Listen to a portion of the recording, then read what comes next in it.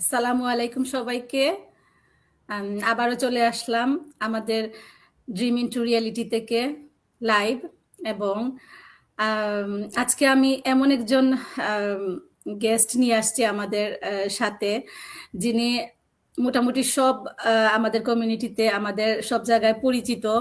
আমাদের global community বলেন কিংবা আমাদের বাংলাদেশি কমিউনিটি বলেন, সব জায়গায় উনি অনেক বেশি পরিচিত। কিন্তু আজকে একটু ডিফারেন্ট ভাবে ওনাকে তুলে ধরবো, যেটা অনেক সময় আমরা ভাবি না যে আমাদের সময় ফুরায় গেছে, আমরা কোনো কিছু হয়তো আর করতে পারবো না, কিন্তু উনি প্রমাণ করেছেন যে না, সময় ফুরায় যায় না। সময় মানে মানুষের জন্য আনলিমিটেড ভাবে থাকে সেইভাবে। তো আর আমরা এই পর্বে আমাদের এই এপিসোড গুলার মাধ্যমে আমরা যাদেরকেই পরিচয় করায় দিই, তারা শুধু নিজের জন্য না, তারা কমিউনিটির অনেক মানুষের জীবন পরিবর্তনের সাথে জড়িত।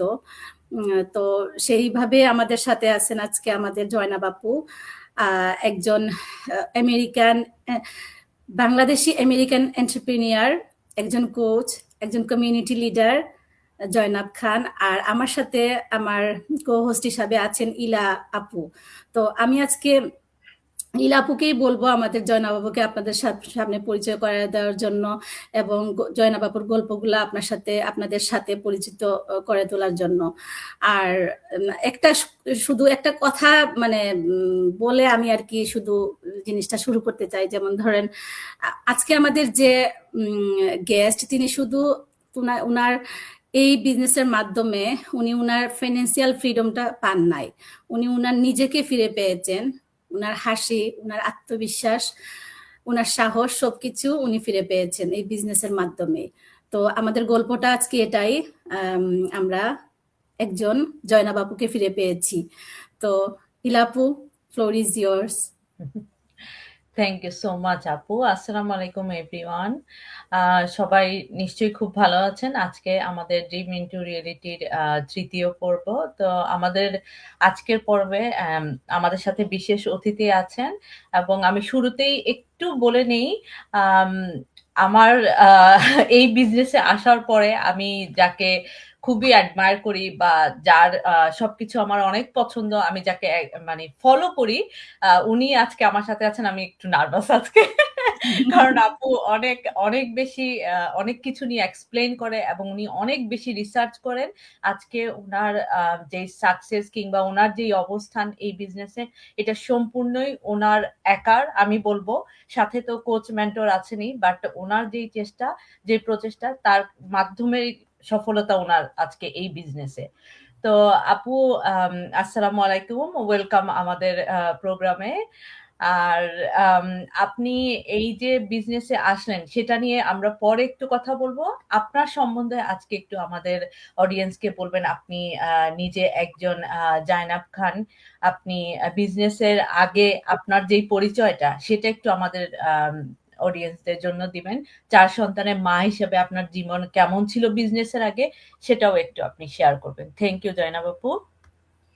ওয়ালাইকুম আসসালাম বোথ আপুরা। আমি রিয়েলি অনেক সত্যি অনেক এক্সাইটেড। আমি আজকে রিফাত আপুকে বলতেছিলাম আমি রিয়েলি এক্সাইটেড এই লাইভটা করব। সো যে যেখান থেকে ওয়াচ করতেছেন, আপু তো আমাকে পরিচয় করলে জয়নাব খান। আমি লস অ্যাঞ্জেলেসে আসছি। আমি এই বিজনেস শুরু করার সময় আমি রিফাত আপুকে বিজনেসে পাইলাম। তখন থেকে কিন্তু রিফাত আপুর সাথে আমার পরিচিতি। So we are like batchmate, বিজনেসের ব্যাচমেট যদি বলা হয়। So we're like that. So আপুকে অনেকদিন ধরে চিনা। So this is the first time এই 4 বছরের মধ্যে আমার আপুর সাথে ফার্স্ট টাইম লাইভ হচ্ছে। So really that's an honor আপু। আমার আমার যদি পরিচিতিতে বলি, আমি এখানে লস অ্যাঞ্জেলস আসছি 20+ years ধরে। আপনার তো বললেনই আমি mom of 4 teenagers now. আমার লাইফটা বিফোর দিস বিজনেস ওয়াজ, আমি একজন ছিলাম লস্ট পারসন। কারণ আমি ছোট থেকে বড় হয়েছি একটা ড্রিম নিয়ে, যে আমার কেন জানি সবসময় ফিল হতো যে I M meant for more. So আমার মম ছিল কমপ্লিটলি হাউস ওয়াইফ। তো তখনের দিনে তো সবাই হাউস ওয়াইফ থাকে, কিন্তু whatever reason আমরা বড় ফ্যামিলি 9 brothers and sisters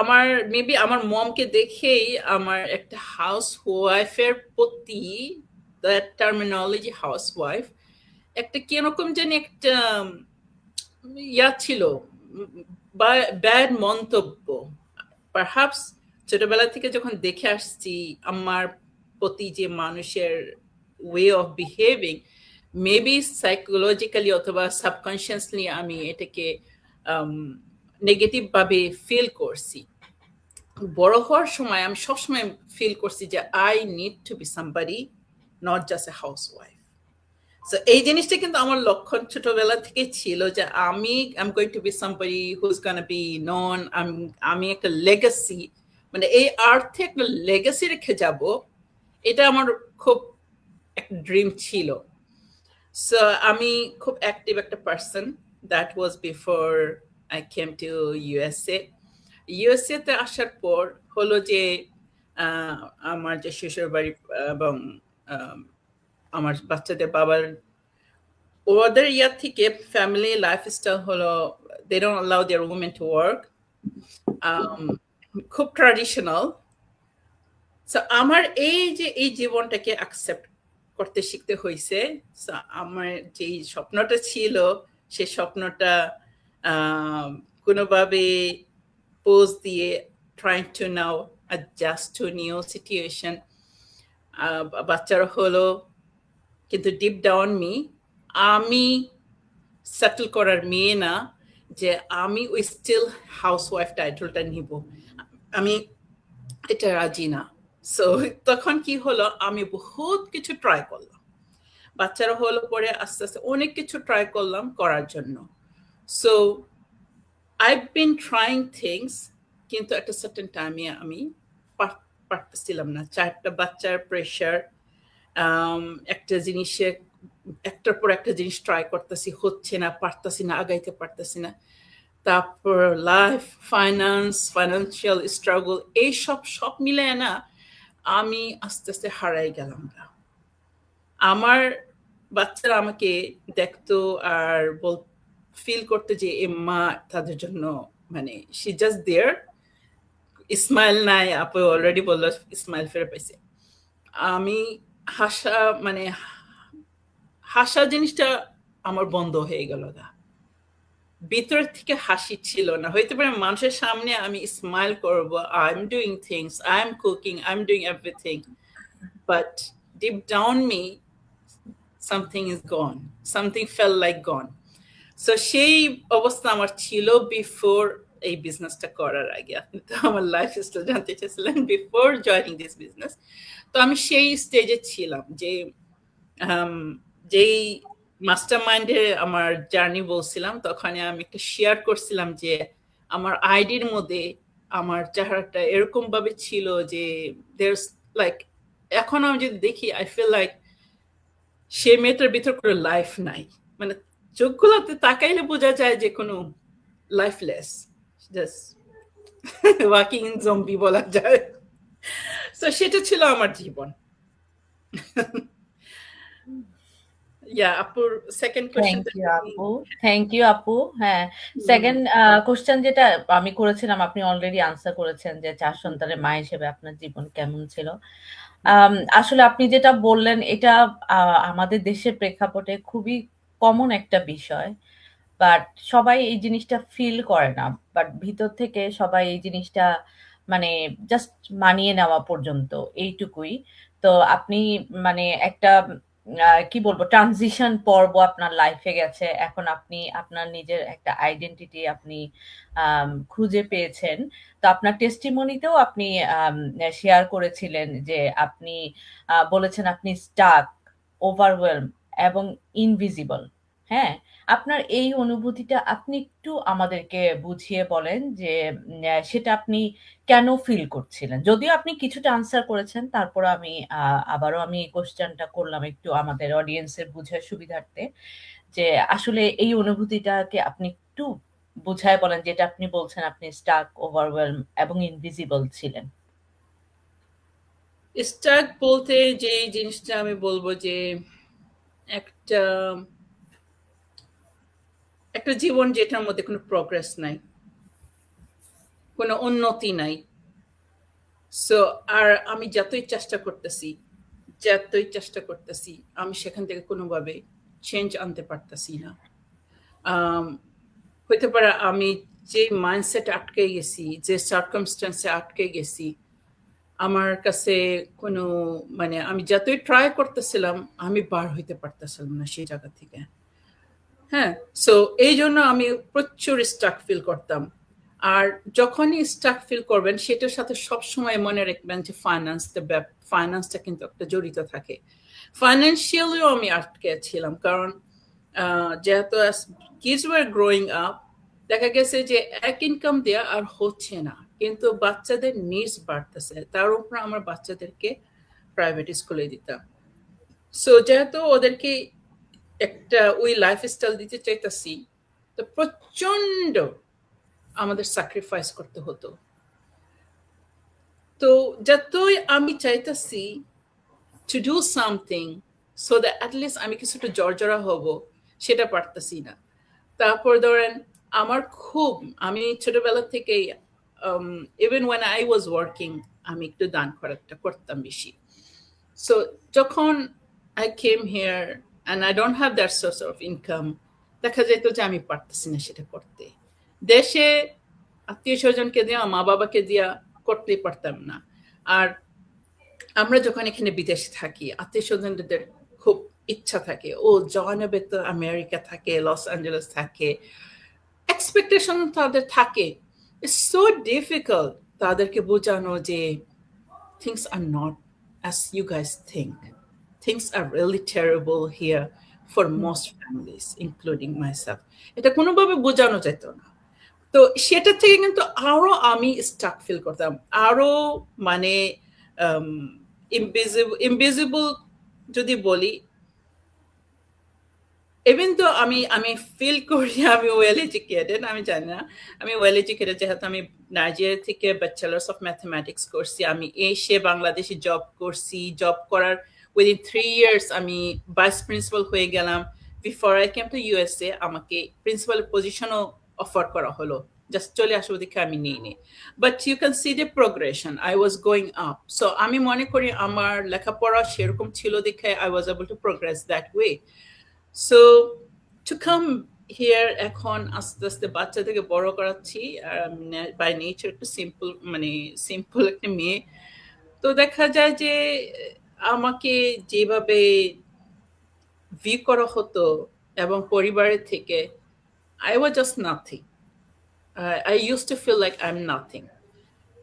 আপনি খুব হার্ড ওয়ার্ক করে আপনি ভ্যালু দেওয়ার চেষ্টা করবেন, বাট বিকজ somehow আমি জানি এটা আমার ভুল ধারণা হতে পারে, মনে হয় যে আপনার যদি টাকা পয়সার আর্নিং এর ক্ষমতা না থাকে, then no matter what you do it remains invisible.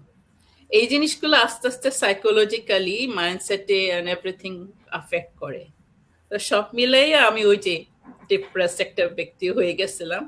কেউ দেখলে আমাকে বুঝতো যে অতিরিক্ত একটা স্যাড পারসন, কিন্তু আমি জানতাম যে আস্তে আস্তে আমি কাইন্ড অফ ডুবে যাচ্ছি। সো এই সব কারণে আপু। থ্যাংক ইউ আপু। আসলে আপনার লাইফ থেকে অনেক শিক্ষণীয় অনেক কিছু আছে ডেফিনেটলি। আপনি যেমন অনেক ডেফিনেটলি আপনি ওয়েল এডুকেটেড। আপনি বলছেন যে আপনি মনে করেন, কিন্তু আসলেই আপনি ওয়েল এডুকেটেড। আপনার যে এডুকেশনাল ব্যাকগ্রাউন্ড ডেফিনেটলি সেটা ওয়েল এডুকেটেড একজন পার্সন, এবং আপনার একটা ক্যারিয়ার ছিল, সেখান থেকে আপনি 20 years আপনার কোনো ক্যারিয়ার ছিল না, দেন আপনি এই বিজনেসে জাম্প করে তারপর আপনার নিজের একটা আইডেন্টিটি গড়ে তুলেছেন। এটা আমাদের সবার জন্য ইন্সপায়ারিং একটা স্টোরি। থ্যাংক ইউ আপু ফর শেয়ারিং, কারণ সবাই আসলে শেয়ার করার মতো সবার আসলে সেই সাহসটাও থাকে না। তা আপনি এই সাহসটা করেছেন এবং আমাদের সাথে শেয়ার করেছেন, সেই জন্য আপনাকে অনেক অনেক ধন্যবাদ। রিফাত আপু, আপনি কিছু বলেন। হ্যাঁ, আমি ওয়েট করতেছিলাম। মানে আপু অনেক কিছু বলতেছে। আমি ইভেন একটা জিনিস আমি অডিয়েন্সকে বলি, আমি আজকে মানে এত বেশি জানাবো বললো যে আপু মনে করে ওয়েল এডুকেটেড, কিন্তু মানে এরকম, কিন্তু আমরা জানি আপু কি রকম, আপু কি আমাদের কমিউনিটিতে জয়নাব খান একজন আছেন, we all are so proud for that. এবং আমি জাস্ট একটা কথা শেয়ার করি। আসলে এগুলা করতে করতে আমাদের লাইভ, আমরা কিন্তু 30 মিনিটসের লাইভে আসি আপু, কিন্তু দেখা গেছে লাস্ট 2টা এপিসোড আমাদের 1 ঘন্টা হয়ে গেছে, এবং আমার জন্যই হয়েছে, কারণ আমার দেখা যায় আপনাদের সাথে এত স্মৃতি, আমি দেখা যায় ওগুলা মানে রিকল করতে করতে আমার সময় চলে যায়, অনেক বেশি লম্বা করে ফেলি। সো আপুর সাথে আমি একটা কাজ করতেছিলাম, আমাদের একটা আমারই পার্সোনাল একটা মানে বিজনেস রিলেটেড একটা কাজ, এবং আমি আপুর সাথে তাল মিলাইতে পারতেছিলাম না।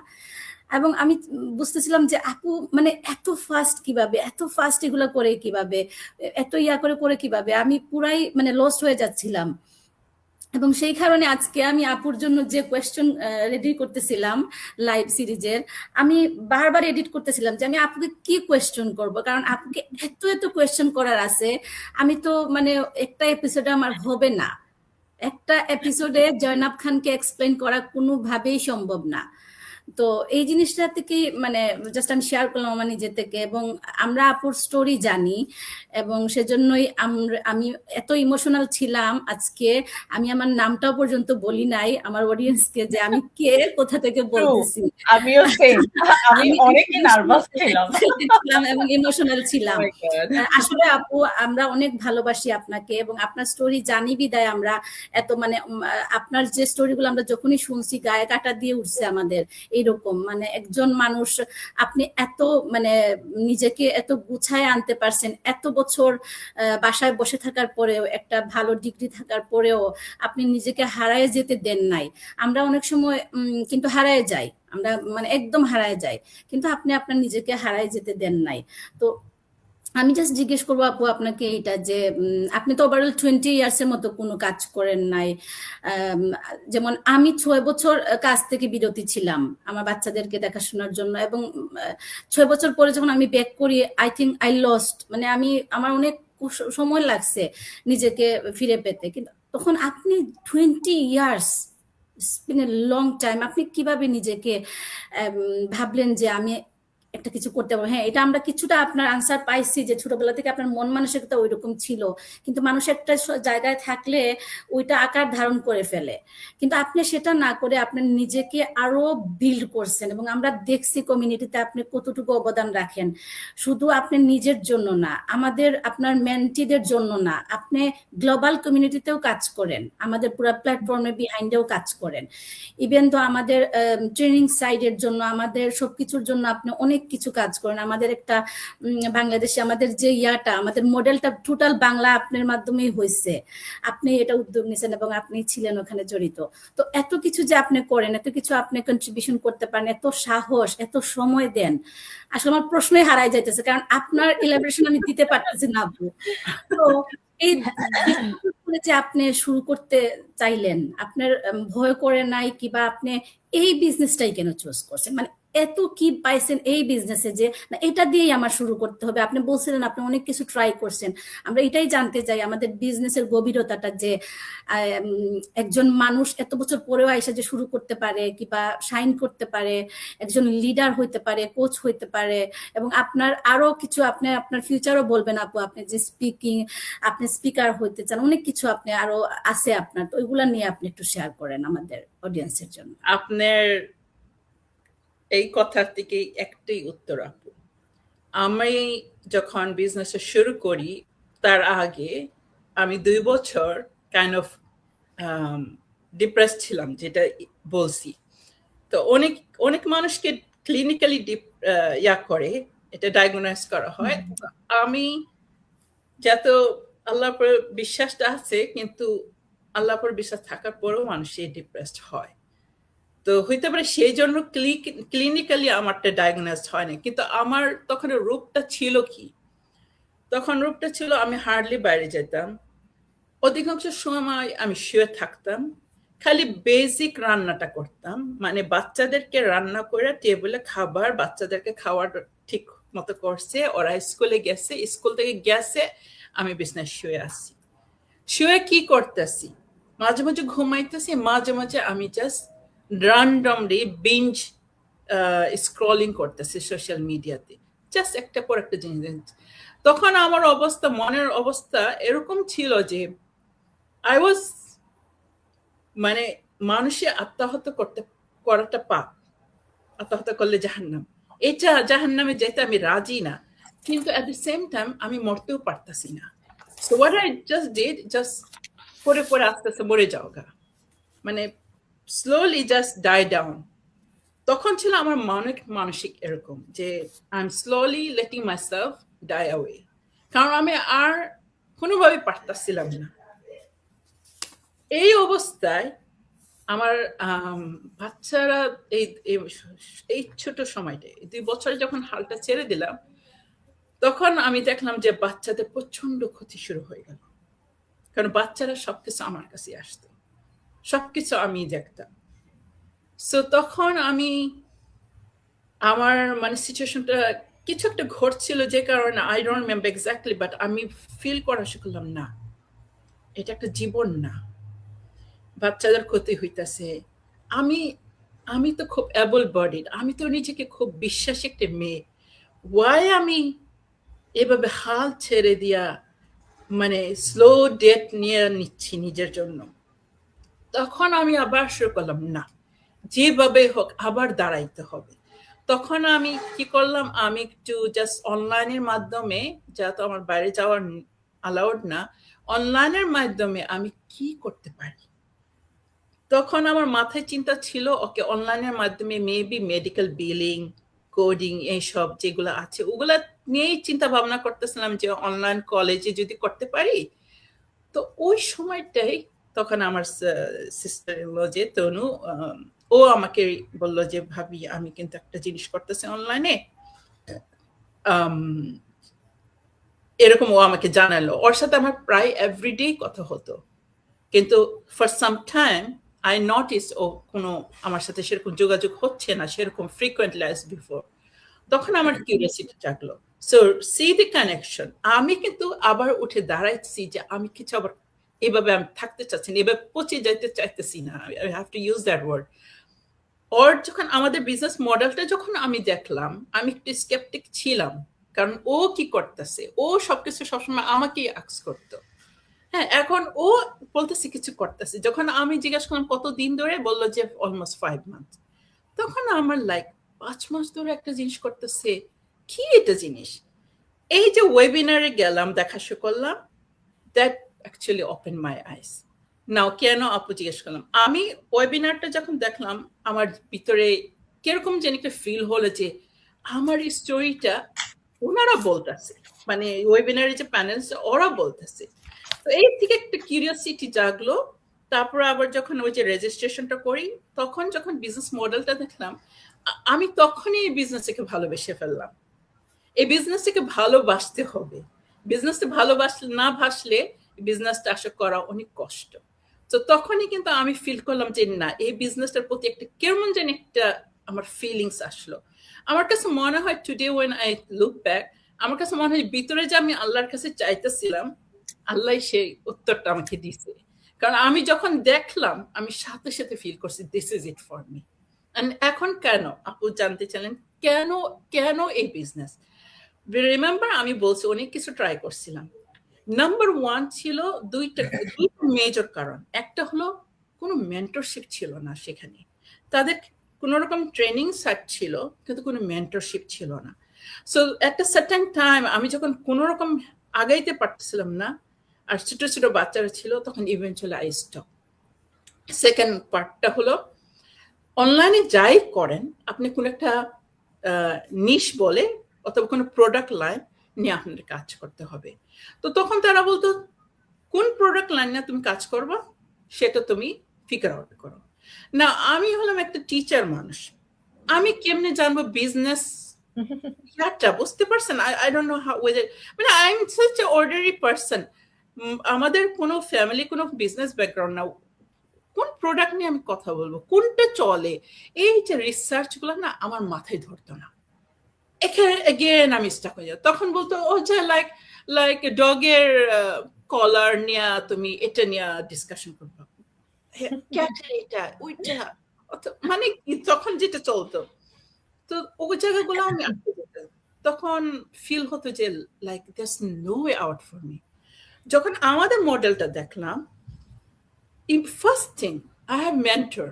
Not only mentor, I have a coach. I have a very, very well organized একটা ট্রেনিং সাইট। তারপরে যে এই যে প্রোডাক্ট কথা বলতেছি, প্রোডাক্ট আমার কোনোভাবেই চিন্তা করতে হচ্ছে না, তারা প্রোডাক্ট লাইন চুজ করে দিচ্ছে। এই জিনিসটা দেখছি পরে আমি ওকে, আই এম ডান, এটাই করবো আমি, আমার আর কিছু দেখতে হবে না। তারপর তো কমিশন স্ট্রাকচারটা দেখলাম, কিভাবে টাকাটা আসে, এগুলো দেখলাম। মোটামুটি যতটুকু বুঝছি অতটুকুই আমি একদম। So one of the in our ওই যে $149 দেওয়ার পর যে একটা প্রিকোচিং ভিডিও বলি আমরা এটাকে, ওখানে একটা মহিলার টেস্টিমনি দেখছিলাম। আর ওই মহিলার টেস্টিমনিটা, ওনার নাম মনে হয় বেটি অর সামথিং, ওনার খুব রেজোনেট করছে। and উনি সুইসাইড থেকে ফির, মানে she was going to do suicide at that day, say just decide করছে সে সুইসাইড করবে। হঠাৎ করে কি যেন মনে হলো, উনি ওনার সিস্টারকে মেসেঞ্জারে ওনার সিস্টার ওনাকে কল দিছে। সাধারণত সে কল দেয় না। তো তখন ওই যে মেসেঞ্জারে কল দিছে, ওখান থেকে একজনের অ্যাড আসলো। অ্যাড আসার পর উনি ওই মুহূর্তে ওই সুইসাইডের ডিসিশন থেকে সে এই বিজনেসটা শুরু করলো। somehow that resonated to me. So সব মিলে আমি পুরো বিজনেসটাকে সত্যি সত্যি একদম অন্তর দিয়ে আমি খুব ভালোবেসে ফেলছি। আর আপু যেমন বললো যে বাংলাদেশিদের জন্য আমি করি, আসলে আমি ছোটবেলা থেকে তো বিদেশে বড় হয়েছি, দেশের জন্য তো ভালোবাসা আসছে, কিন্তু এখানে আসছি, এখানে সেরকম ভাবে আমি খুব একটা ইয়া করি না, কোথাও যাই না। So for me, this business, the community, তাদের মানুষগুলা যে ওখানে মাইন্ডসেট, পজিটিভ ভাইব গুলা আমাকে খুব আপলিফট করে। যেমন ধরেন যখনই তানবীর ভাইয়ের মিটিং হবে, তো কোনো কারণে কোনো জুম হবে, এই যে ভাইব গুলা, এনার্জি গুলা আমাকে খুব আপলিফট করে। তো আমি বাংলাদেশি, আমাদের কমিউনিটি আছে, এই জিনিসটা আমি খুব গর্ব ফিল করতাম। তখন আমাদের কমিউনিটি খুবই ছোট, মানে আমি যখন ঢুকলাম, আপু রিফাত আপু, if you can remember, I think আমাদের one of the Zoom was like 33 people only, জুমের মধ্যে আসা হতো। আমি ইন্টারাপ্ট করি আপু, আমি যখন জয়েন করি, আমি আর তনু আপু তো মোটামুটি একদিনেই মনে হয় 1-2 দিনের ব্যবধানে জয়েন করি। আমরা যখন ছিলাম 8 জন 9 জন এরকম ছিলাম, এবং এখন আমার কাছে ছবি আছে মার্চ মাসে যখন আমি ফেব্রুয়ারির 17 তারিখে জয়েন করি, এবং ফার্স্ট মিটিং এ এরকম মনে হয় আমরা 9 জন ছিলাম। ওয়াও, চিন্তা করেন 9 জন। সো আমি দেখতাম যে ইন্ডিয়ান পাকিস্তানিরা তারা এত তাদের গেট টুগেদার হচ্ছে, তারা এত, তখন লাইক আমাদের মধ্যে সেই কোনো কিছু হচ্ছে না। তো লাইক ওকে, তাহলে তো আমাদের কমিউনিটি শোকেস করা দরকার। কারণ আর তখন কি হতো, আমাদের নকিং আসলে আপনার স্ক্যাম, আপনার স্ক্যাম। আমার খুব জিদ উঠতো যে আমরা like me a house wife, আমি আসলাম, আমি কিভাবে স্ক্যাম হয়, কিভাবে আমি সামনে আপনাদের সাথে কথা বলতেছি স্ক্যাম হয়। তাহলে আমাদের কমিউনিটিকে শোকেস করা দরকার। আমার কাছে মনে হচ্ছে যে অন্য কোনো দেশের থেকে আমাদের মানুষরা, আমাদের দেশি মানুষরা খুব স্কেপটিক। আর এইটা ভাঙ্গানোর জন্যই যে this is a legit business, we exist, there's an opportunity here. আমার মতো লস্ট একটা house mom is able to step up, তাহলে তো আমি জানি যে আমার মতো অনেক মেয়েরা আছে ঘরে বসে এই দেওয়ার ভিতরে তারা স্যাক্রিফাইস করতেছে বাচ্চাগুলোর দিকে, বিদেশের মাটিতে। এরা কি করবে? এদের তো পটেনশিয়াল আছে, তাদের তো চাহিদা আছে, তারাও তো চায় একটু দন খারাপ করে, তারাও তো চায় দেশে কিছুকে, তারাও তো চায় নিজেদের মতো বাচ্চাদের উপরে খরচ করবো, নিজের উপরে খরচ করবে। তো তারা কি করবে? এই স্যাক্রিফাইসের জন্য ফ্যামিলিকে স্যাক্রিফাইস করতেছে দেখে তাদের কোনো অপশন থাকবে না। এটা কি একটা কথা? এই থেকে আমার যা করার করি আর কি। সো আমি এইটাই আর কি পয়েন্ট টু বি নোটেড, আমি আমার অডিয়েন্সকে বলতে চাই যে এর জন্যই আমরা বলি আপনারা ওয়েবিনার দেখেন। কারণ আপু যেটা বললো, এরকম রিয়েল পারসন তাদের রিয়েল স্টোরি নিয়ে আসে, এবং রিয়েল আমাদের যে আমার এটার নামটাই হচ্ছে রিয়েল স্টোরিজ, মানে dream into reality, real story, real people, real story and real possibilities. So ওখান থেকেই আপনি কিন্তু শুরু করতে পারেন। যে আমরা মনে করি অনেক সময় যেমন আমার দেরি হয়ে গেছে, আমি পারবো কিনা, এটা হয়তো জয়নাব আপুকে দিয়ে হবে, আমাকে দিয়ে হবে না, এরকম মন মানসিকতা আমাদের থাকে।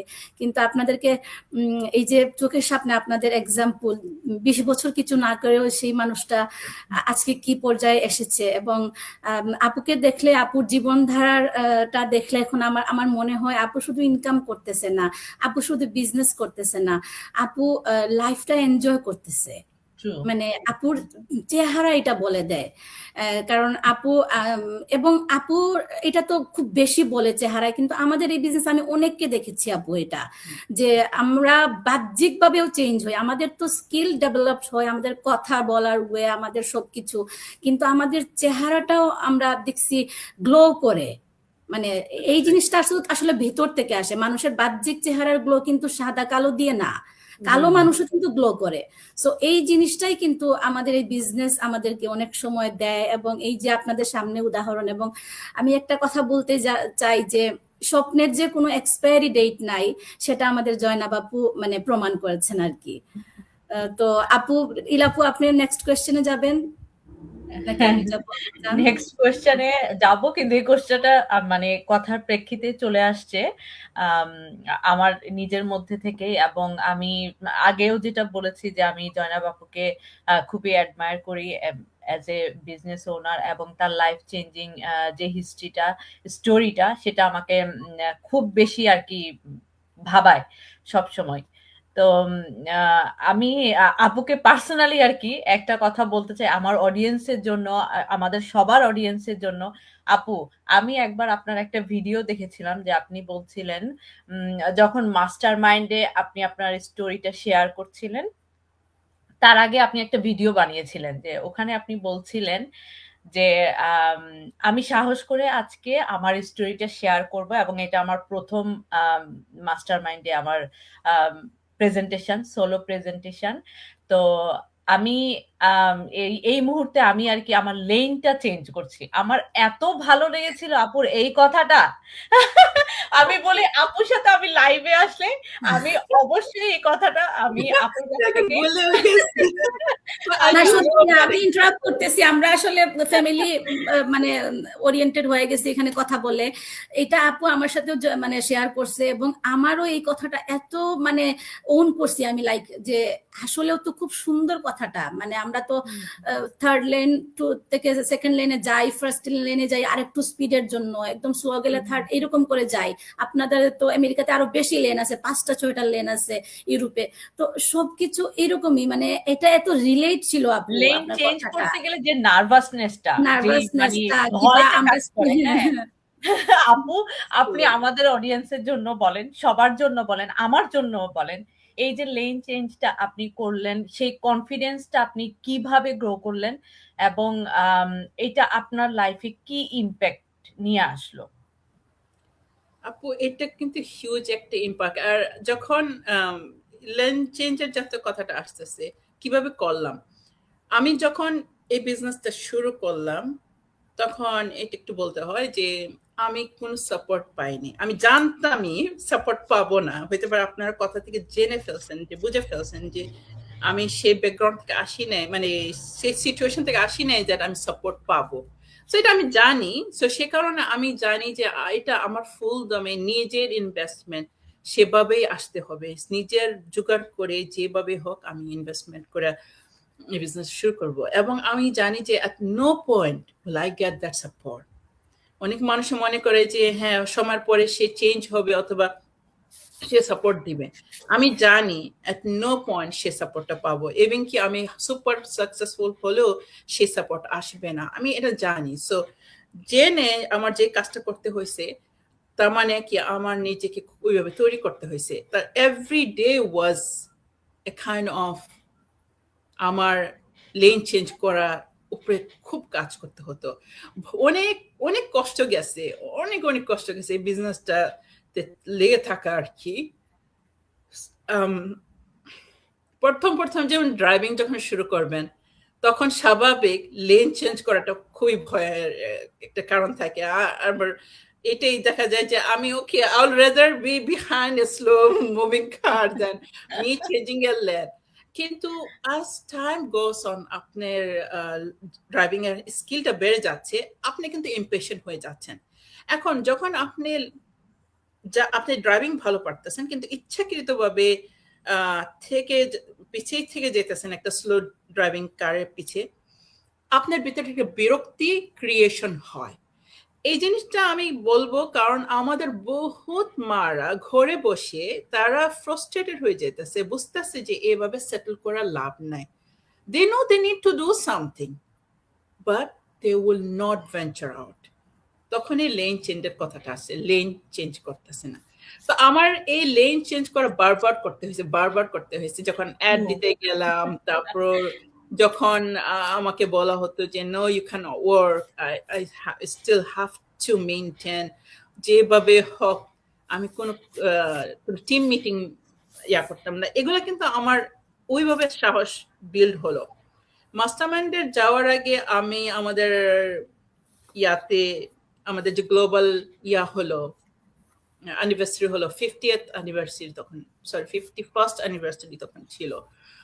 তো সেটা ছিল সান ডিয়েগো। আমি তখন আবার নতুন করে ড্রাইভিংটা ধরলাম, and that was a huge lane change for me. মানে একটা ভয় পাচ্ছি, বাচ্চাদেরকে নিয়ে যাব, এত দূরের রাস্তা, কখনো ফ্রিওয়েতে উঠি নাই। তো এইটা যে তখন সাহস করলাম, গেলাম ঠিক মতো, পরিবেশটাতে ঢুকলাম, এই যে জমজমাট একটা পরিবেশ, আপনি একটা মরা মানুষকে তরচাতে করে দেয়, এরকম একটা পরিবেশ ছিল আমাদের সান ডিয়েগোর এক্সপেরিয়েন্সটা। রিফাত আপু তো জান এইসব কেমন যে লাগে, এত যে ভালো লাগে, মনে হয় যে you are with your family. So when I came back from that experience, I just knew that fear বলতে আর কিছু নাই। Fear I have mastered what fear is. এরপরে এজন্যই মাস্টারমাইন্ডে যাওয়াটা ভয় পাচ্ছি, কেমন কেমন দেখবে, কারণ আমাদের এটা টোটাল গ্লোবাল কমিউনিটি ছিল, তাই না? এটা জাস্ট বাংলাদেশি না। তো ওইটাই আপু, এইটাই থ্যাংক ইউ সো মাচ আপু। আউট অফ কমফোর্ট জোন হতেই হয়। সেটাই আপনার কনফিডেন্ট, নার্ভাসনেস থেকে কনফিডেন্ট গ্রো করা, এটাই আসলে একটু শুনতে চাচ্ছিলাম। আপু, রিফাত আপু, সরি আমি এটা নিজে থেকে আর কি কোশ্চেনটা আপুকে করে না না অবশ্যই, আপনি তো চাই, এইভাবেই তো আমরা শিখবো, এইভাবেই তো আমরা জানবো। কারণ আমি হয়তো জনাব আপুকে ইনভাইটেশন করছি, কিন্তু আপনি জানি আপনার অনেক কোয়েশ্চেন আছে জনাব আপুকে নিয়ে। আমি জানি মানে আপনি কিভাবে পছন্দ করেন, কিংবা আমাদের কমিউনিটি যারা আছে বড় বড় লিডাররা, আমরা সবাইকে অ্যাডমায়ার করি আসলে। মানে প্রতিটা এপিসোডে আপু দেখে আমি কিরকম কাপাকাপি করি, আপু তারপরে অনেক সময় নর্মাল থাকে। আপু বলে আপু মানে একটু থাকেন, নর্মাল থাকেন, কোনো সমস্যা নাই।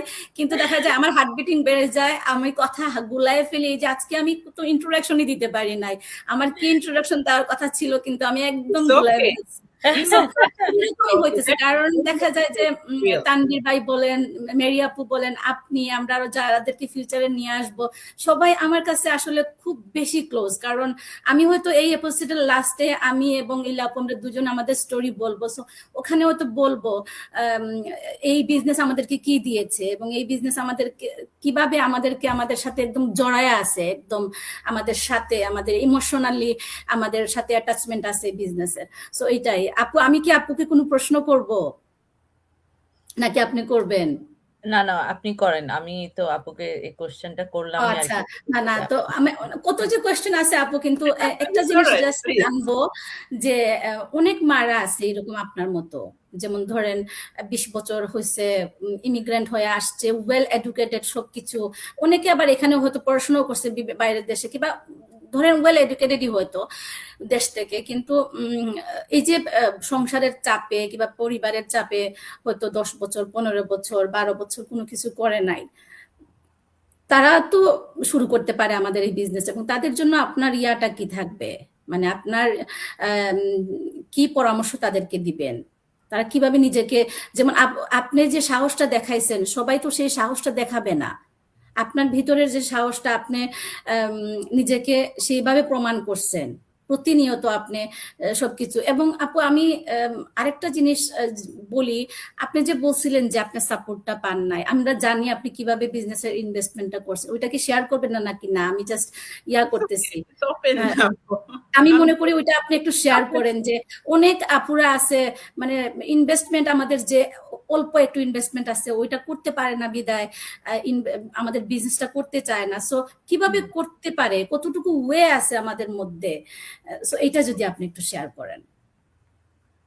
আমি কিভাবে ইনভেস্টমেন্ট করছি, আমি সত্য কথা বলতে যখন আমার রেজিস্ট্রেশনটা করলাম 149, তো প্রি কোচিং ভিডিওটা দেখলাম, তখন আমি বুঝি নাই সম্পূর্ণভাবে যে এখানে ইনভেস্টমেন্ট আছে। তখন যখন তনুর সাথে কথা বললাম, তনু আমাকে তখন তখন ওর কথার ভাইব থেকে বুঝতে পারতেছি এখানে ইনভেস্টমেন্ট আছে। তো আমি বলতেছি তো কত লাগবে, তখন ও আমাকে ছোট অ্যামাউন্টটা বললো। So we have a minimum investment and we have a maximum investment. হ্যাঁ, ও ম্যাক্সিমামটা বললো না, ও বললো মিনিমামটা। তারপরে মিনিমামটা শোনার পর তো তখন আমি দেখলাম যে আমার হাতে যে ক্যাশ টাকা ছিল অ্যারাউন্ড $2,000, ওটা কিছুটা আমি রাখতে পারবো, বাট আই নিড মোর। তখন আমি জিজ্ঞেস করলাম তুমি কি দিয়ে শুরু করছো? তখন ও খুব খুব মোচামুচি করতেছে, তখন ওর ম্যাক্সিমামটাই বললো। তারপর যখন আমি কোচিং কলে গেলাম, আমি নিয়ত করতেছি যত আমার হাতে টাকা পয়সা নাই, আমি মিনিমামটাই দিয়ে শুরু করবো। আমার let me just start minimum দিয়ে শুরু করবো। কিন্তু কোচিং কলে যখন আমি তানভীর ভাইয়ের সাথে কথা বললাম, তানভীর ভাইয়ের সাথে কথা বলার পর আমার মুহূর্তের মধ্যে নো, আমি যদি শুরু করি I'm going to go start with the best, যেভাবে হোক, আমি যেখান থেকে হোক আমি টাকাটা জোগাড় করবই, কিন্তু আমি ব্যস্ত দিয়ে শুরু করবো। সো আমি তখন আমার হাতে less than 2,000 ছিল, আমার যে গহনা ছিল আমি পুরোটাই সেল করছি। So 10 years ago I had to sell half of it. আমার একটা বিপদে আমি পড়ছিলাম, ওই বিপদে পড়াতে তখন আমি হাফ গহনা বিক্রি করছিলাম। সেটা দেখা গেছে এইটা ওইটা করে ওই বিপদটা কাটাইতে গিয়েই আমার টাকাগুলো খরচ হয়ে গেছে, বাকি হাফ ছিল। এই হাফটা I am so proud I did that. আমি এটা বিক্রি করে আমি ইনভেস্টমেন্ট করছি। টুডে ক্ল্যাপ করতে হয় আপুর জন্য। টুডে আমি জানি যে আল্লাহ পাক আমার সামনে এরকম দিন আনবে যে আমি ওটা থেকে অনেক গুণ, আমি আমার গোল্ডের প্রতি সেরকম নাই, উইকনেস নাই, but I love diamonds, I love আপু বড়টা লাভ করে। আমি জানি একদিন আল্লাহ পাক আমাকে সেই জায়গায় নিয়ে যাবে যে আমাকে প্রচুর দিবে। সো এখনের স্যাক্রিফাইসটা আই নো এটা মাল্টিপ্লাই হবে। সো আমি ওইভাবে চিন্তা করে আসছি। আর একটা আমাকে খুব বড় একটা হেল্প করছে হলো আমার ক্রেডিট লাইন। আলহামদুলিল্লাহ, ইভেন দো আমি ঘরে ছিলাম, বাট আমি ক্রেডিট কার্ড কিভাবে বিল করে, ক্রেডিট কার্ডকে কিভাবে গুছাইতে হয়, এটাকে কিভাবে প্ল্যানিং করতে হয়, এটা নিয়ে আমি নিজে নিজে অনেক স্টাডি করে অনেক কিছু শিখছি। সো কাইন্ড অফ আমি মাস্টারির মতোই করে ফেলছি। সো আমার ক্রেডিট লাইন খুবই ভালো ছিল। সো আমার একটু হাতের টাকা গহনা প্লাস ক্রেডিট লাইন, এই তিনটা জিনিস মিলে আলহামদুলিল্লাহ আমি একদম ম্যাক্সিমাম ইনভেস্টমেন্ট দিয়ে শুরু করলাম। অ্যান্ড টুডে আমি গর্ব ফিল করি যে ওয়াও, আপনারা যেমন জানতে চান how did you do it, আমার মনে হয় যে আপু কেমনে পারছি, কারণ আমার পিঠ দেয়ালে ঠিক গেছিল। যখন আপনার পিঠ দেয়ালে ঠেকে যায়, you have only two option, এদের আপনি পিঠ ওয়ালের সাথে দিয়ে গোতা খাইতেই থাকবেন, আস্তে আস্তে মরে যাবেন, ওর আপনি যখন ঘুরবেন ইটস এ 360 ঘোরা। Think of it, it's a 360 ঘোরা, and তখন আপনি অন্য কোনো ডিরেকশনে যেতে পারেন যখন ফাইট ব্যাকটা করবেন। তো আলহামদুলিল্লাহ সেটাই হয়েছে। সো আমার মতো যারা মারা আছেন, আপনারা সবার আগে জানেন আপনার নিডসটা কি। এটাই সবসময় বলি, why do need what you need. আপনি কেন এই বিজনেসটার ইন্টারেস্টেড হয়েছেন, সেইটার নিডসটা খুব বড় হতে হবে এবং সেটাকে আপনি মূল্যায়ন করতে হবে। You have to choose it. আপনাকে সেটা ভ্যালু দিতে হবে যে আমার এই নিডসটা খুব বড়। আপনার নিডসটা সেটা বুঝতে পারেন, তখন অমুকে কি বললো, অমুকে কি বললো, এটা শুনবেন না। আপু যদি কিছু না মনে, আমি ছোট একটা ঘটনা বলবো।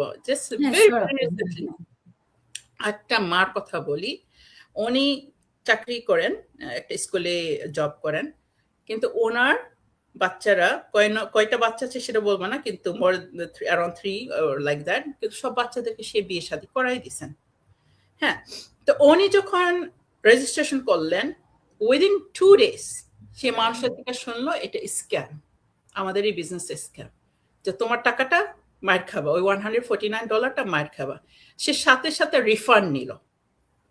রিফান্ড নেওয়ার পর উনি যার সাথেই আসছেন, মেন্টরের সাথে কথা হলো। মেন্টর ওনার সাথে বললেন যে দেখেন, আপনি কিভাবে বলেন এটা স্ক্যাম? আমি একটা রিয়েল পার্সন, আমি একটা respectable person in my community, people look up to me, মানে she is the senior lady দিয়া, আপনি কিভাবে বলেন যে আমার মতো মানুষ স্ক্যাম করব?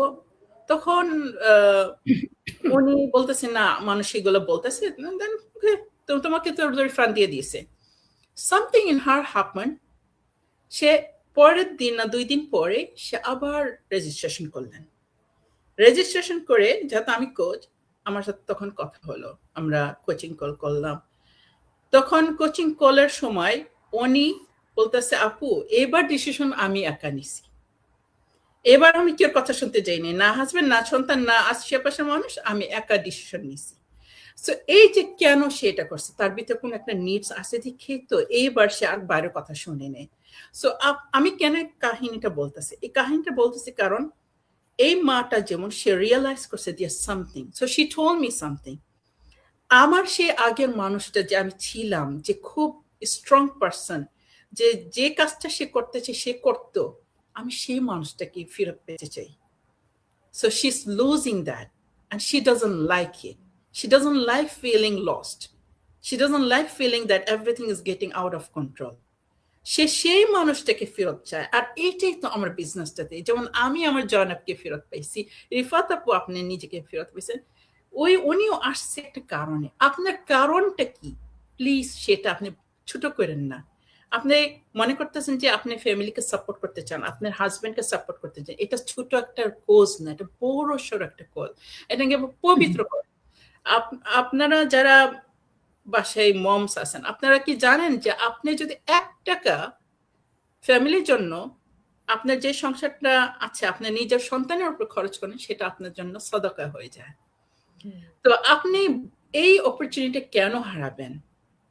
হাজব্যান্ডে কিন্তু যখন খরচ করবে সে সব পাবে, কিন্তু এটা সদকা নয়, তার একটা রেসপন্সিবিলিটি। বাট একটা মা যখন সে খরচ করে তার ফ্যামিলির উপর, তার সন্তানের উপর, তার হাজব্যান্ডের উপর, তার সংসারের জন্য, এটা কিন্তু একটা সদকা, এবং সদকাতে জারিও হইতে পারে। So why will you miss out on this golden opportunity to do something for yourself? মানুষের আশেপাশের কে হাজব্যান্ডের পারমিশন লাগবো, অমুকের পারমিশন লাগবে, এসব না বলে আপনার ডিসিশন আপনি নেন। আল্লাহ পাক আপনাকে ডিসিশন মেকিং এর ক্ষমতা দিয়েছে। আল্লাহ কিন্তু বলে নাই যে আপনার ডিসিশনটা রেখে দেন, হাজব্যান্ডে করে দিবে, এটা বলে নাই আল্লাহ। এটা আমরা একটু ইউজ করি রং ভাবে, অথবা যেসব হুজুররা এভাবে আমাদেরকে পোট্রে দেয়, এগুলা রং। যখন আয়েশা রাদিয়াল্লাহু আনহা কিছু করতে চেয়েছেন, আমাদের নবী করিম বাধা দিতে পারেন নাই, বাধা দিতে পারে নাই, এবং সে বলছে, সে আয়েশা রাদিয়াল্লাহু আনহাকে এভাবে ডিসক্রাইব করছে যে সে স্ট্রং মাইন্ডেড একটা পারসন, যে সে যেটা করতে চায় সে করে। and we all know how much he loved her. Same goes Khadija রাদিয়াল্লাহু আনহা, খুব স্ট্রং মাইন্ডেড একটা, সে বিজনেস উম্যান ছিলেন। বিজনেস উম্যান মানে স্ট্রং মাইন্ড হতেই হবে। যে সোসাইটিতে ছিল খুব মেল ডোমিনেটেড, মেয়েদের কোনো পাত্তাই ছিল না, মেয়েদেরকে জ্যান্ত কবর দেওয়া হতো, সেখানে দিস উম্যান খাদিজা রাদিয়াল্লাহু আনহা ওয়াজ এ বিজনেস এন্টারপ্রেনার, কারণ সে তার আন্ডারে অনেক মানুষকে হায়ার করতো, she was A business merchant. তো সে স্ট্রং মাইন্ডেড একটা পার্সন ছিল। তো তারা তাদের যখন যেটা করা তারা করতে পারছে। সো আমরা ইসলাম বলে মিস রিপ্রেজেন্টেশন না করি। আপনার ডিসিশন আপনি করবেন, আপনার হাজবেন্ডকে জানাইতে হবে, জানাবেন। আপনি আপনার সংসার মেনটেন করে যদি করতে পারেন, ওয়াই নট করবেন না? I don't know এটা আপনাদের, but this is how I feel, and I'm not a direct expert, this is because তাদের ভিতরে কনভিকশন ছিল না, তারা হাজব্যান্ড ওদিক ওদিক এক্সকিউজ করে। না, না আপু, আমি এটাই শুনতে Absolutely. চাচ্ছিলাম আপনার কাছ থেকে। এটাই সত্য। যেমন আমরা অনেক সময় অনেক আপুরা আমাদেরকে নক করে, ওরা একটু ডিটারমাইন্ড থাকে, কিন্তু ওই সাহসটুকু, এবং দেখা যায় পরের দিন ফোন করে বলতেছে, না পারতেছি না, আমার হাজবেন্ড রাজি না, আমার অমুক রাজি না। তো এর জন্যই আসলে আমরা মানে অনেক পিছায়া যাই আমরা আসলে, কারণ আমরা নিজে ডিসিশন নিতে পারি না। কোনো একটা ভয় আমাদেরকে আঁকড়ে ধরে, এবং অধিকাংশ মানুষ আবার বলে যে আমার তো কোনো ইনভেস্টমেন্ট নাই, এটা স্ক্যাম, এটা সেটা। আসলে ইনভেস্টমেন্ট ওই যে আপু যেটা করলো, আমাদের মিনিমাম ইনভেস্টমেন্ট নিয়েও আজকে অনেকে অনেক সাকসেসফুল আমাদের বিজনেসে। আমরা নিয়ে আসবো আমাদের নেক্সট এপিসোডে। সো আমরা এটাই বলতে চাই যে আমরা একটা আইফোন কিনতে পারি, আমরা একটা ব্র্যান্ডের ব্যাগ কিনতে পারি, আমরা হলিডেতে যাইতে পারি, অনেক কিছু আমরা করতে পারি, কিন্তু আমরা বিজনেসে ইনভেস্টমেন্ট করতে গেলেই বলি যে আমাদের টাকা নাই, আমাদের নাই। কিন্তু এই জিনিসটা যে আপু মেনশন করলো যে কিভাবে মাল্টিপ্লাই হয় এই জিনিসটা দিনের পর দিন, কিন্তু আপনার ওই ব্যাগটা মাল্টিপ্লাই হচ্ছে না, কিছুদিন পরে ওটা নষ্ট হয়ে যাচ্ছে, ওটা চামড়া উঠে যাইতেছে। আপনার আইফোনটা 1 বছর পরে আবার চেঞ্জ করে ফেলতেছেন। সো আপনি এমন কিছু করবেন, ইনভেস্টমেন্ট এমন কিছু করবেন যেটা আপনাকে ফিউচার দিবে, আপনার লেগেসি দিবে, লাস্টিং লেগেসি দিবে। সো যেটা আমাদের জয়নাব আপু করে দেখিয়েছেন। এইটুকুই আমি বলার আপুর কথার মাধ্যমে। ইলা আপু আপনি বলেন।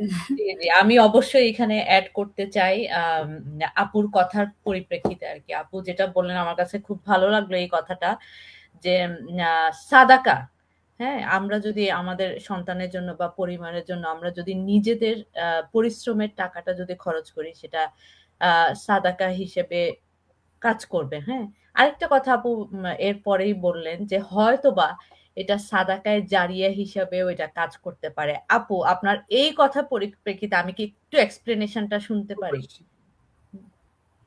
কেন বললাম আপু, এখন ধরেন আপনি, for example, just let me go with my own example. আমি এই বিজনেস চুজ করছি, এটার মাধ্যমে আলহামদুলিল্লাহ আমার একটা লাইফ চেঞ্জিং ডিসিশন নিতে পারছি আমি ভেরি ভেরি রিসেন্টলি, এবং এটা নিয়াতে আমার বাচ্চাদেরকে ব্রিথিং স্পেস দিতে পারছি, এবং তারা নতুন ভাবে বাঁচতে শিখতেছে এবং নতুন ডিরেকশনে রান করতেছে। এই যে ওদের লাইফটা যে চেঞ্জ হবে আমার ইনকাম থেকে, ওরা যখন ভালোভাবে নিজেদেরকে গড়াইতে পারবে, এটা তো সবসময় রয়ে যাবে না। সবসময় ওরা মার কথাটা বলবে যে মাই মম চেঞ্জ আওয়ার লাইফ। তো এটা একটা সাদাকা না? অবশ্যই এটা সাদাকা। বিকজ আজকে যে কাজটা আমি ওদের জন্য করছি, অথবা যেইভাবে আমি দাঁড়াইছি, এক্সাম্পল আমার মেয়ের জন্য যেইভাবে আমি দাঁড়ালাম, for her that is going to be an example, and for her she knows that একদিন ভবিষ্যতে ও দাঁড়াইতে পারবে। কারণ আমি আমার আব্বার থেকে আমি এই ইয়াটা পাইতাম যে আমার আব্বা খুব শক্তভাবে এত মানে সমস্যার পরেও সে আবার ঘুরে দাঁড়াইতো, মানে চুপ করে থেকে একদম দাঁড়াই যেত যে না, I have to push through. আমি আমার আব্বাকে এটা দেখছি, and for me that is a legacy, that is a সাদাকাতুল জারিয়া। কারণ এইভাবে আমিও দাঁড়াইতেছি। আমার বাচ্চাগুলো কিন্তু সাইলেন্টলি সব অবজার্ভ করে। বাচ্চারা কথা বলে না, কিন্তু বাচ্চারা অবজার্ভ করে। What kind of অবশ্যই। thing as a mom are you living, that you are a settler, you just don't have a fight in you? তুমি তো ওই মেসেজটাই বাচ্চাগুলোকে দিচ্ছ যে you are just not a fighter. And সেটা যে ছেলে বাচ্চারা হয়, আমরা জানি যে ওয়ার্ল্ডটাকে ভালো মতো চলানোর জন্য ছেলেরাই মানে অথরিটি জায়গাটা তাদেরই ধারিতে হবে, লিডারশিপ, ওয়ে টু শো। তো তাদেরকে আপনার মা হিসেবে কি দেখাইছেন? That oh give in, just take it, keep receiving the life, ordinary life. আপনি তো তাদেরকে বেস্ট এক্সাম্পল একটা মা হিসেবে দেখেন না। আমাদের again and again, I'm going to go back to Khadija radhiyallahu anha. She was such a woman. Aisha radhiyallahu anhaর কথা যদি জানেন, এবং আয়েশা রাদিয়াল্লাহু আনহা, আসমা রাদিয়াল্লাহু আনহা, এরা আসমা রাদিয়াল্লাহু আনহা একটা সময় আসলেন নবী সাল্লাল্লাহু আলাইহি ওয়াসাল্লামের সামনে, এসে বললেন আমাদের মেয়েদের রাইটস নিয়ে। নবী সাল্লাল্লাহু আলাইহি ওয়াসাল্লাম এতগুলো সাহাবী বসা, তাদের সামনে এসে মেয়েদের রাইটস নিয়ে কথা বলতেছেন। Who is Asma radhiyallahu anha? She sister of Aisha radhiyallahu anha. Aisha radhiyallahu anha, the wife, the beloved wife of the Prophet sallallahu alaihi wasallam. এটা থেকে কি বুঝতেছি আমি রিসেন্টলি এটা হিসাব করতেছি যে আয়েশা রাদিয়াল্লাহু আনহা এন্ড আসমা রাদিয়াল্লাহু আনহা একই ফ্যামিলি, একই মার মেয়ে, নিশ্চয় তাদের মা ওইভাবে তাদেরকে আপব্রিঙ্গিং দিছে। নিশ্চয়ই তাদের মা সেই আপব্রিঙ্গিংটা দিছে যে fight for yourself, fight for your right, don't B A taker of what ever is. So আমি সেই জায়গা থেকে বলতে চাই, আপনি মা হিসেবে ডোন্ট জাস্ট সেটল, আপনার ভিতরে ফাইট করার এই যে করবেন, এটাই সাদাকাতুল জারিয়া হয়ে যাবে আপনার জন্য। On top of it, of course, the money you're spending. Makes sense. আপু শুনতেছে, আপু ইয়া হয়ে গেছে একদম। থ্যাংক ইউ আপু, আমরা থ্যাংক ইউ। না আসলে আপনি খুব সুন্দর করে এক্সপ্লেন করলেন। আমরা আসলে এইভাবে চিন্তা করি না, মানে যখনই আমাদের সোসাইটিতে আর কি, বিশেষ করে বাঙালি কমিউনিটিতে আমরা চিন্তা করি যে বাইরে যাওয়া মানেই মনে হয় সব কিছু লঙ্ঘন করা। আমাদের ইসলামিক অনুশীলন বলেন, আমাদের যেই বাধা বিপত্তি সবকিছু মনে হয় যেন আমরা লঙ্ঘন করে তারপর বাইরে যাচ্ছি, বা বাইরে না ঠিক, মানে এই যে ঘরের বাইরে একটা কেরিয়ার নিজের তৈরি করা, নিজের আইডেন্টিটি তৈরি করা। তা আপু একজন আইকন আসলে, আমি বলবো উনি কিভাবে আমাদের ইসলামিক্যালি আমাদের মহিলাদের যেই আইডেন্টিটি তৈরি করার যে একটা ইন্সপায়ারেশন, সেটা আপু আমি বলবো। আপু থ্যাংক ইউ সো মাচ আপনার এক্সপ্লেনেশনের জন্য। রিফাত আপু, হ্যাঁ, আমাদের সাথে আপু, আমিও এটা আর ইয়া করতেছি না, বাড়াইতেছি না, আমাদের সাথে অনেকে জয়েন করতেছে। আমরা আসলে মানে এত বেশি গভীরে চলে গেছি আজকে, আমরা কোনো কিছু খেয়াল করতেছি না এবং আমরা স্ক্রিপ্ট থেকেও দূরে চলে গেছি। বাট আই হোপ আমার অডিয়েন্স এটা লাইক করতেছে, ভালোবাসতেছে। এবং আমরা মানে মানে আমি এটাই বলবো যে জীবনে সবচেয়ে বড় পরিবর্তন সবসময় কিন্তু ব্যাংক ব্যালেন্সে হয় না। কখনো কখনো মানে সবচেয়ে বড় যে পরিবর্তন হয় নিজের আত্মবিশ্বাস, নিজের পরিচয় এবং নিজের একটা জীবনের উদ্দেশ্যে, যেটা আমাদের জয়নাব আপু এই জিনিসটা আমাদেরকে দেখাইলেন। এবং আজকের এই আমাদের জয়নাব আপুর এই গল্প থেকে যদি আপনারা যে কেউ কোনো ইন্সপায়ারেশন হন, আপনারা নিজের প্রতি বিশ্বাস ফিরিয়ে আনতে পারেন, তাহলেই আমাদের এই আয়োজনটা সার্থক হবে। কারণ আমরা দেখেই শিখি, আমরা আমাদের যে অরিজিনাল মানুষগুলা আছে তাদেরকে দেখে আমরা শিখতে পারি, আমরা হয়তো রিলেট করতে পারবো যে না, আপু পারছে, আমি পারবো, কিংবা এইভাবে হয়তো অনেকে চিন্তা করতে পারতেছেন। তো জয়নাব আপু, আপনাকে আমরা যে কিভাবে ধন্যবাদ জানাবো ভাষা নেই, কারণ আপনি অনেক ব্যস্ত, সবকিছু মিলিয়ে আপনি আমার ইনভাইটেশন অ্যাকসেপ্ট করছেন, আমাদেরকে সময় দিচ্ছেন। অনেক অনেক ধন্যবাদ আপু। আর আপনার কথা আমরা মন্ত্রমুগ্ধের মতো শুনলাম আমরা দুজন। এবং আমি জানি আমার অডিয়েন্সও এইভাবে শুনেছে আমরা, এবং আমরা সবসময় এনজয় করি আপনি কমিউনিটির জন্য যা করেন। আমরা ব্লেস ফিল করি যে উই হ্যাভ এ জয়নাব আপু, we have a Zainab Khan. So আপু, আপনি আমার অডিয়েন্সের জন্য আল্লাহ হাফিজ বলেন, কিছু যদি বলতে চান লাস্টে। থ্যাংক ইউ সো মাচ আপু, দ্য অনার ইজ মাইন। আপনারা তো জানেন স্পিকার সেরকম কিছু না, প্রেজেন্টার্স আর দ্য রিয়েল থিং। কারণ একটা এপিসোডে যদি প্রেজেন্টেশন তাদের ভালো হলে তখন স্পিকারটা ফ্লোলেসলি কথা বলতে পারে, যে জিনিসটা আজকে আপনার মাশাআল্লাহ খুব সুন্দর করে গেছেন। So it's all credit to you guys. আপনাদের এরকম করতে থাকেন প্লিজ, আরো আমাদের মতো গেস্টদেরকে আনেন, কারণ আমাদের আসলে স্টিল অনেক মারা বাকি আছে। তো এইটাই আমি শেষ করতে চাই যে প্লিজ ডোন্ট সেটল, লাইফ একবারই এই দুনিয়াতে আসবেন, সুন্দর করেন। আল্লাহ পাক এখানে এমনি আপনাকে আনেন নেই যে জাস্ট দিন আনেন, দিন খান, সকাল হলো রান্না করলেন, আবার রাত হলো ঘুমাইলেন। এটাই যেন আপনার জীবন না হয়, একটা পারপস ড্রিভেন একটা। আমি বিশ্বাস করি যে প্রত্যেকটা হিউম্যান বিংকে আল্লাহ একটা পারপস দিছে। আগে জমানে শুনছি যে প্রতি গ্রামে একটা নবীর মতো থাকতেন, এখন তো নবী আসে না, কিন্তু প্রতিটি হিউম্যান বিং এর একটা স্পেসিফিক একটা পারপাস কারণে আল্লাহ পাক আনছেন। বিসাইড আল্লাহকে ওয়ার্শিপ করা বাদে একটা মিশন ড্রিভেন ভাবে সবাইকে আল্লাহ পাক আনছেন এই দুনিয়াতে। আপনার মিশনটা কি? What is your mission? এটা আপনি আপনার লাইফের স্টোরি থেকে আপনি জানবেন আপনার মিশনটা কি, আল্লাহ পাক আপনাকে কি মিশন দিয়েছে। It's not just, I don't believe just বাচ্চাদেরকে বড় করবেন and that's all your story. I don't believe in it. There has to be more than that. তাহলে লাইফটাকে মিনিংফুল হয়। আর আপনার মিশনটা কি, এটি খুঁজে বাই করেন। আশা করি আমাদের বিজনেসটা আপনাকে হেল্প করবে এটা বাই করতে। এই থ্যাংক ইউ সো মাচ আপুরা for inviting me. Our So, pleasure আপু। হ্যাঁ, থ্যাংক ইউ। তো এইটাই আর কি আমি আমার অডিয়েন্সকে বলবো যে আমাদের জয়নাব আপু এটাই প্রমাণ করলেন যে এই বিজনেসটা শুধু ইনকাম দেয় না, এটা আপনাকে আপনার কাছে ফিরিয়ে দেয়। সো এটাই হচ্ছে real people, real story and real possibility, আর এটাই আমাদের ড্রিম ইনটু রিয়েলিটি। আপনারা ভালো থাকবেন সবাই, আল্লাহ হাফিজ।